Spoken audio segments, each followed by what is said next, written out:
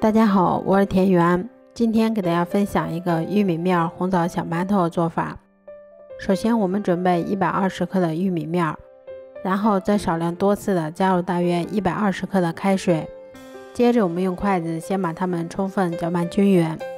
玉米面稍微晾凉后，我们先打入1颗60克的鸡蛋，然后再加入3克酵母粉，接着我们用筷子先把它们充分搅拌均匀。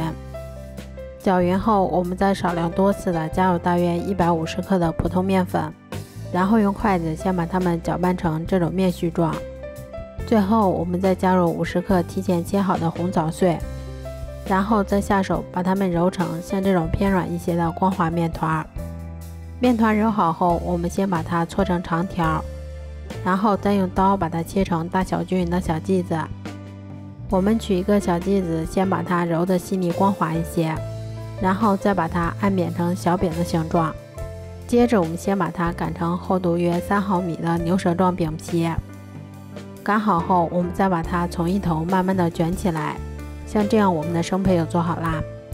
都做好后，把它们放到蒸屉里面先醒发40分钟左右，然后再把它开水上锅，用大火蒸25分钟左右就可以啦。这样做出的红枣玉米小馒头吃起来松软细腻又香甜，咬上一口还有一股浓浓的红枣和玉米的清香。如果喜欢的话就试试吧，喜欢我的视频就关注我吧，谢谢您的支持。